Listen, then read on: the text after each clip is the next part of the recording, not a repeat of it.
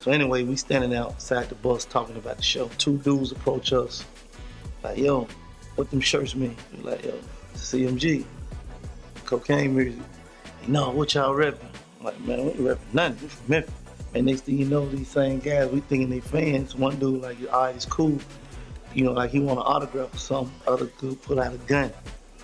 You know what I mean? This is when Yo Gotti talked about the people who hate CMG. The rise of Yo Gotti's collective music group is a tale of ambition, talent, and undeniable success. Under Yo Gotti's leadership, the label achieved significant acclaim and commercial success, solidifying its place in the competitive music landscape. However, as with many meteoric ascents, the story of CMG also encountered turbulent times. This narrative explores the challenges and controversies that led to the decline of Yo Gotti's CMG label, examining the factors that contributed to its downfall and the lessons learned from its trajectory. The origin of CMG label. Yo Gotti took over the Memphis rap scene and became a star, but when he tried to level up and start his own label, nobody knew how bad it was going to get. From his artists getting into shootouts to people dying at concerts, this is the wild story of CMG. So anyway, we standing outside the bus talking about the show. Two dudes approach us, like, yo, what them shirts mean? We like, yo, CMG, cocaine music. No, what y'all repping? I'm like, man, we ain't repping nothing. We from Memphis. And next thing you know, these same guys, we thinking they fans. One dude like, all right, it's cool. You know, like he want an autograph or something. Other dude pull out a gun. You know what I mean?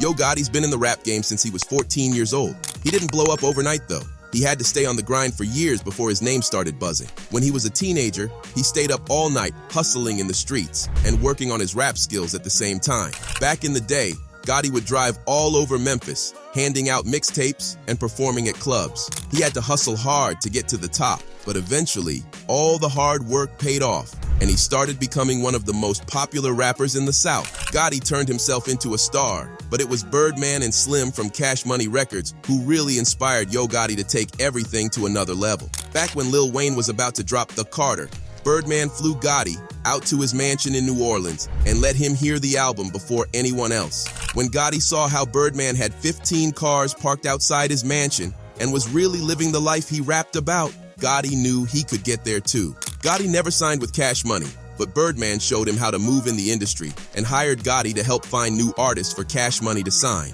In 2011, Gotti was with Birdman during Wayne's tour.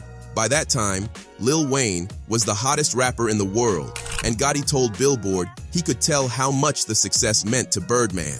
Gotti was amazed by that and wanted that for himself. So, the next year, Gotti made his own label after he signed a massive deal with Epic Records. He called it Cocaine Music Group back then, but another star in the game convinced Gotti to change the name. After Gotti broke the news about Cocaine Music Group, 50 Cent hit him up and said he should change it because people were going to be scared of that name. Yo Gotti knew 50 Cent was probably right, so he started calling the label Collective Music Group instead.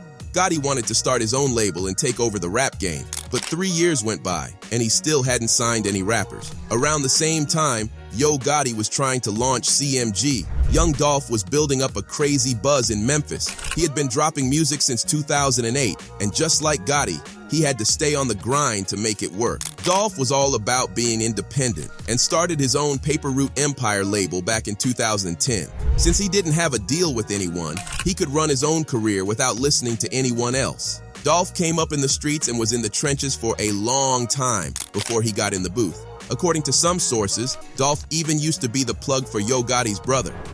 Early stages of CMG label.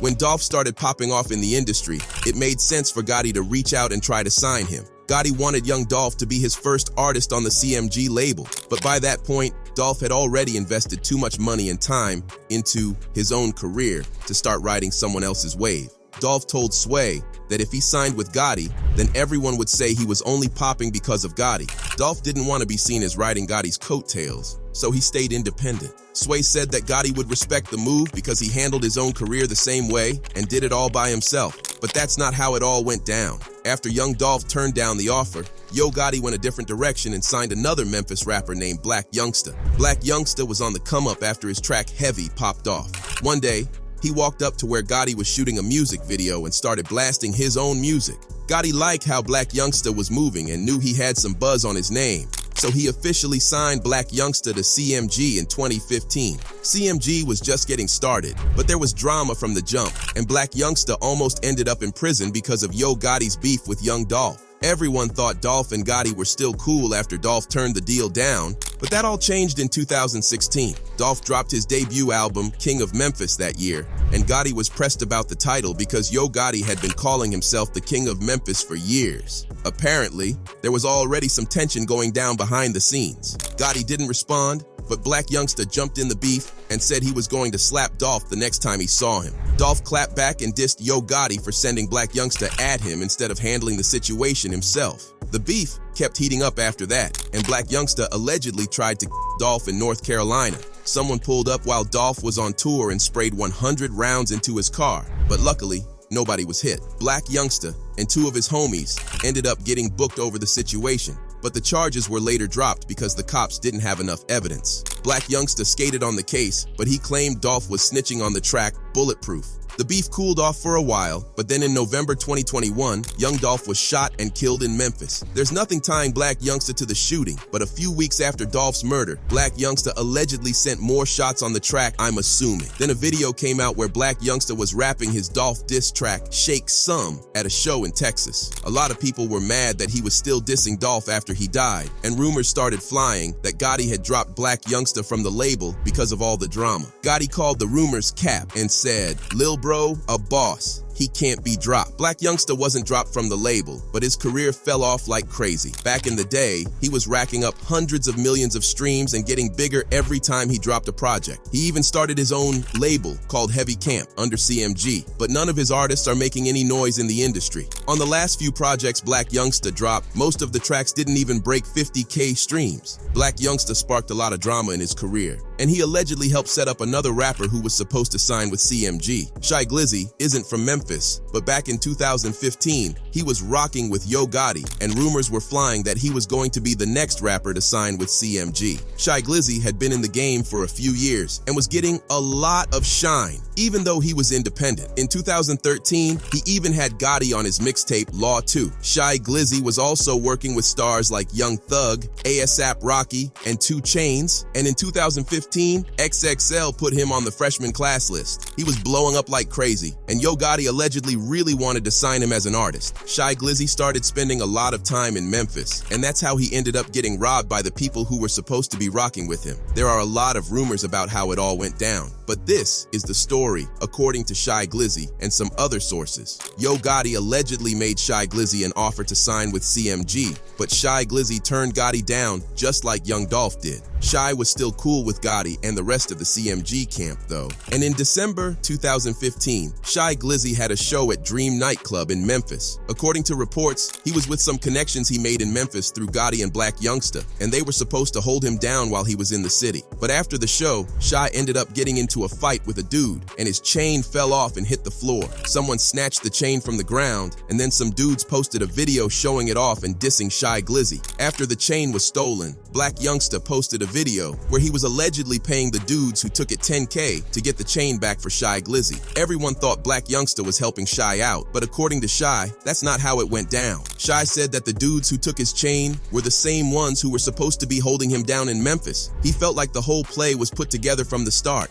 Also said that Black Youngsta didn't pay anyone for the chain, and if Black Youngsta really wanted to help him out, he wouldn't have made a video about the situation. Glizzy said they were supposed to be homies, but he wasn't rocking with how everything went down. He said he was so tight with Gotti to the point he would have done anything for him. But after the chain situation, he was saying, expletive you. A lot of people were dissing Gotti and Black Youngsta over the whole Glizzy thing, but fans thought he made the perfect move when he signed his next artist to CMG. Moneybagg Yo came up in the streets of Memphis just like Yo Gotti and Black Youngsta, so it seemed like he was a perfect fit for the label. Moneybagg Yo was getting a lot of buzz in Memphis after grinding it out for a few years, and in 2016, he ended up signing with CMG. Some fans were surprised though, because Moneybagg Yo was cool with Young Dolph and had linked up with him in the studio. But it gets way deeper than that. Moneybagg is from the south side of Memphis, and Gotti's from the north. The two sides of the city have had major issues for years, so a lot of people were shocked that Moneybagg started rocking with dudes from the north. Moneybagg was also tight with another rapper from the south named OG Boo Dirty, who got into a wild situation with Gotti back in the day that ended with someone getting killed.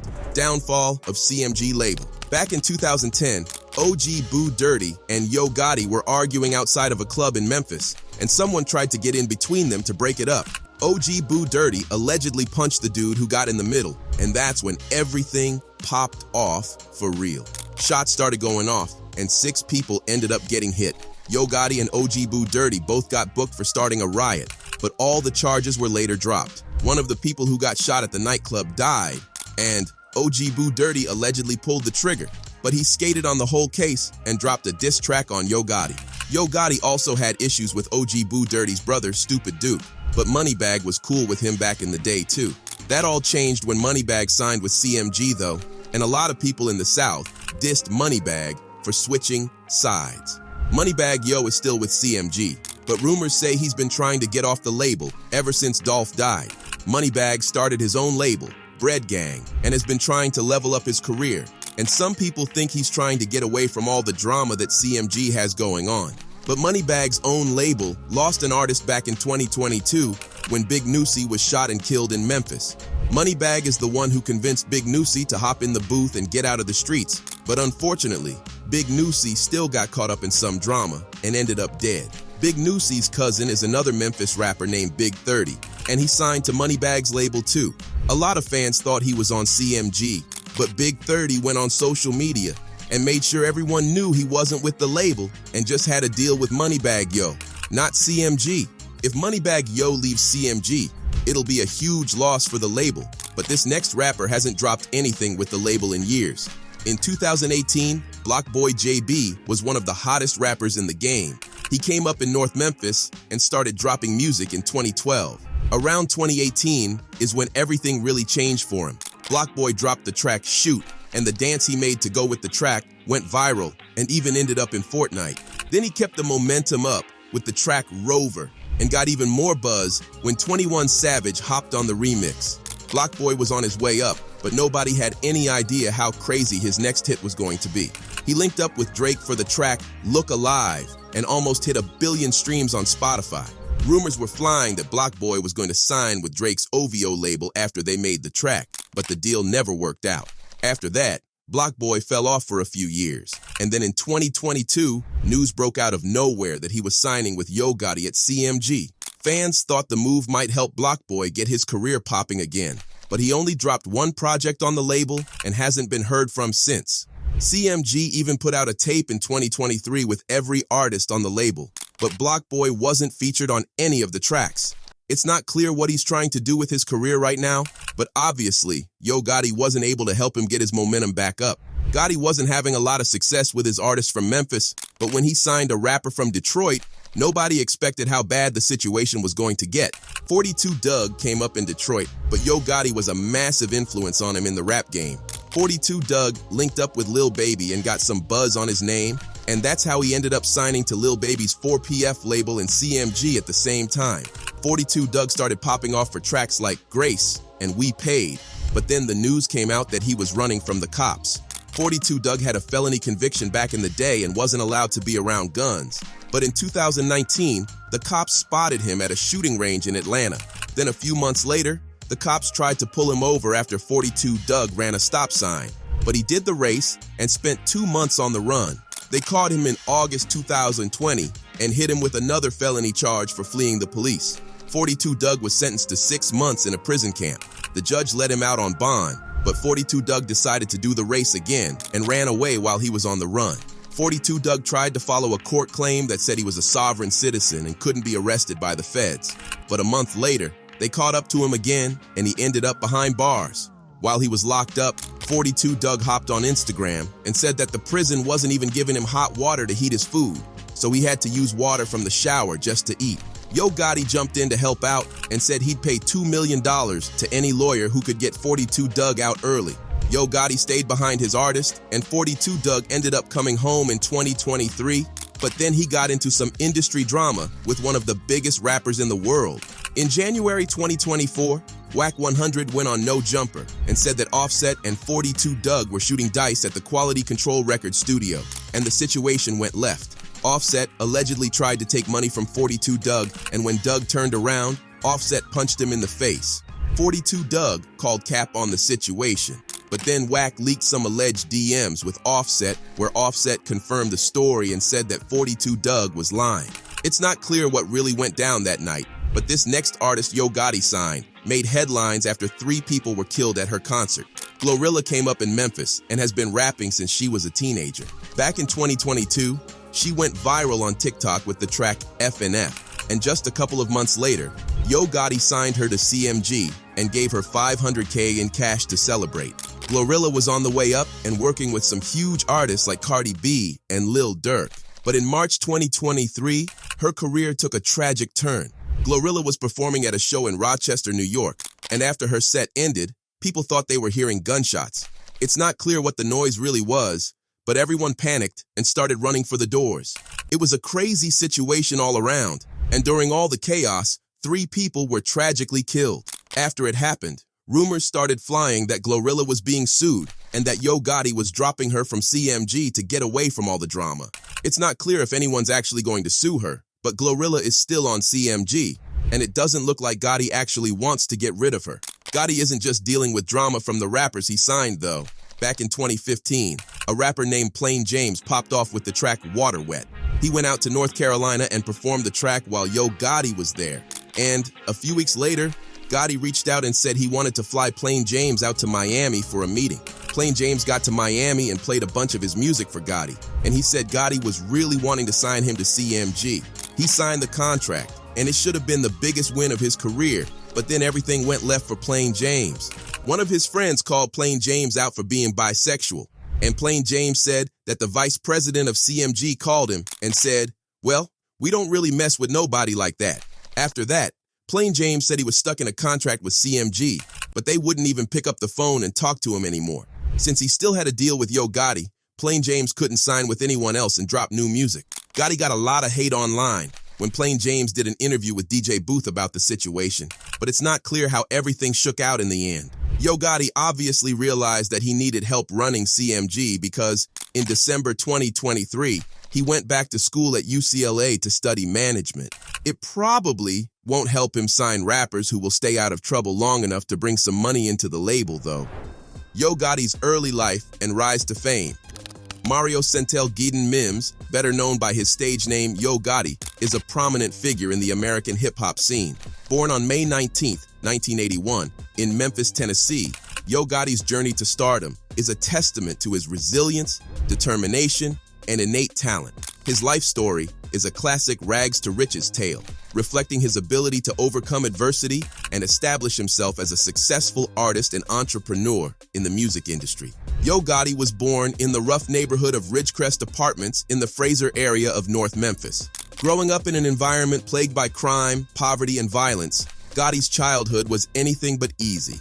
His father was a gym instructor of Zimbabwean descent, and his mother, of South African descent, was a housewife. Despite the harsh surroundings, Gotti's parents instilled in him the values of hard work and perseverance. The challenges of his environment became evident at a young age. By the time he was in the 3rd grade, Gotti was already exposed to the street life, witnessing the harsh realities of his neighborhood. His family faced significant financial difficulties, which often forced him to seek ways to support them. The necessity to survive in such an environment inadvertently shaped his character and future career. Music became an outlet for Gotti, a means to escape the grim reality of his surroundings. He was influenced by the local Memphis rap scene, which included artists like Kingpin, Skinny Pimp, DJ Squeaky, and 8Ball and MJG. These artists' raw and unfiltered portrayal of street life resonated with Gotti, inspiring him to pursue music seriously. Gotti began rapping at the age of 14, adopting the moniker Lil Yo. His early work was deeply rooted in the experiences and struggles of his life in Memphis. In the mid-1990s, he released his first album, Youngsters on a Come Up, under the indie label Crime Lords Records. Although the album did not gain significant commercial success, it helped Gotti Gotti make a name for himself in the local underground rap scene.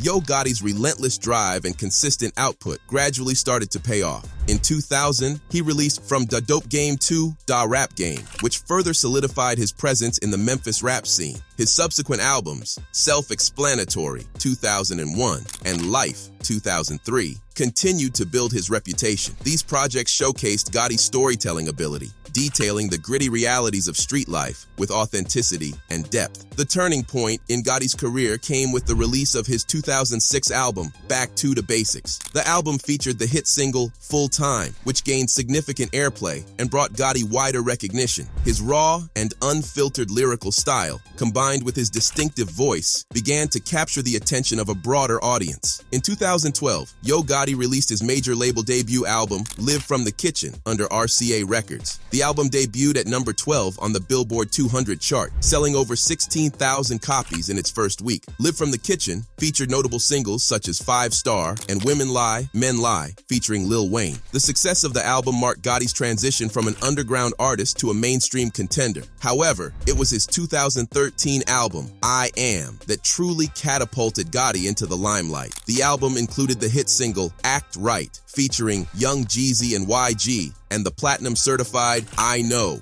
featuring Rich Homie Quan. I Am received critical acclaim and solidified Gotti's status as a major player in the hip-hop industry. Beyond his success as a solo artist, Yo Gotti has also made significant strides as a record executive. In 2013, he founded Collective Music Group, CMG, initially known as Cocaine Music Group. CMG quickly became a powerhouse in the hip-hop world, signing talented artists like Black Youngsta, Moneybagg Yo, and 42 Dugg. Under Gotti's leadership, CMG has produced numerous chart-topping hits and albums, further cementing his legacy in the music industry. Yo Gotti's career has continued to flourish with subsequent releases. His 2016 album, The Art of Hustle, debuted at number 4 on the Billboard 200 and included the double platinum single, Down in the DM. Gotti's ability to stay relevant in a rapidly changing music landscape speaks to his adaptability and business acumen. In addition to his music career, Gotti has ventured into various business endeavors. He has invested in real estate, technology startups, and the restaurant industry. His entrepreneurial spirit reflects his desire to build a lasting legacy beyond music, providing opportunities for his community and ensuring financial stability for his family. Despite his tough upbringing, Yo Gotti has remained grounded and connected to his roots. He is known for his philanthropic efforts, often giving back to his community in Memphis. Gotti has organized numerous charity events, including back-to-school drives and Thanksgiving turkey giveaways. His commitment to improving the lives of those in his hometown demonstrates his gratitude for the support he received throughout his career. In his personal life, Gotti is a private individual. He has been careful to keep his family out of the public eye, focusing instead on his career and business ventures. His dedication to his craft and his ability to balance his personal and professional life have earned him respect within the industry.